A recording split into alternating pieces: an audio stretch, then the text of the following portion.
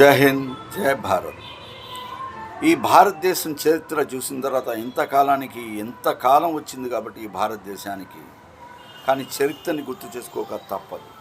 ఆనాటి కాలంలో వైట్ కండువా వేసుకుని ఒక పంచికట్టు కానీ ఒక రాజకీయ నాయకుడిని చూస్తే చేతులెత్తి దండం పెట్టాలనుకునే రోజులు ఆ కాలం.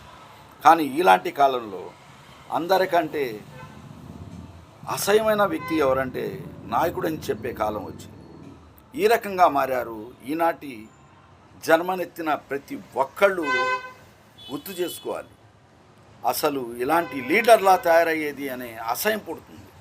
కాబట్టి ఒక మానవత్వాన్ని పెంపొంది చేసి ఒక నిజాయితీని ఎలా ఉండాలో కాపాడటానికి వచ్చిన దృహతార ఎవరంటే మనకి ఏ తల్లిదండ్రులు కన్నా పూజాఫలమేమో జగన్మోహన్ రెడ్డి గారు రాజశేఖర రెడ్డి బిడ్డగా వచ్చాడు.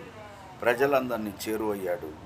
ప్రతి ఒక్క విత్తనాన్ని నాటి ఆ ఒక వృక్షాన్ని తయారు చేసి తన వృక్షాన్ని అందరినీ నీడనిస్తూ కాలం గడిపే ముఖ్యమంత్రి ఎవరంటే జగన్మోహన్ రెడ్డి గారు. చరిత్రలో ముఖ్యమంత్రి పీఠాలకే విలువ తెచ్చిన వ్యక్తి ఎవరంటే జగన్మోహన్ రెడ్డి గారు. ప్రతి ముఖ్యమంత్రి ఈయన్ని చూసి ఆదర్శంగా తీసుకోవాల్సిన సందర్భం. ఎందుకంటే ప్రతి ఒక్క పథకం అమోఘం, అద్భుతం. వారంటీ వ్యవస్థలను పెట్టి వాళ్ళ ద్వారాగా పని చేసుకునే వాళ్ళకి నష్టం జరగకూడదు.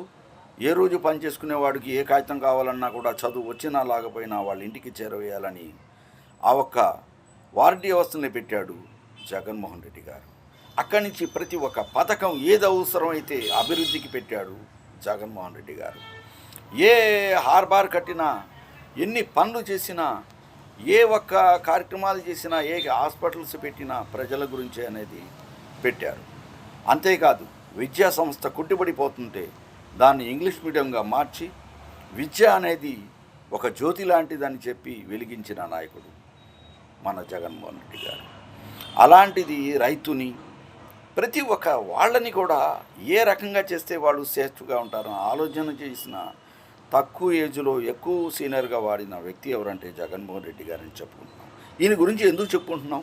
మీరు చేయొచ్చు, సీనియర్లు అని చెప్పుకుంటారు, కానీ మీకే పరిమితం. మాటలు గార్వడీలు, బూటకాలు, పేపర్ మీడియాల్లో మూటకాలు, బూటకాలు, అంతా డబ్బా వాగుడే. కానీ నిజాయితీతో నడిచే పత్రికలు కొన్ని ఉన్నాయి, వాళ్ళకి విలువగానే మాట్లాడతాం.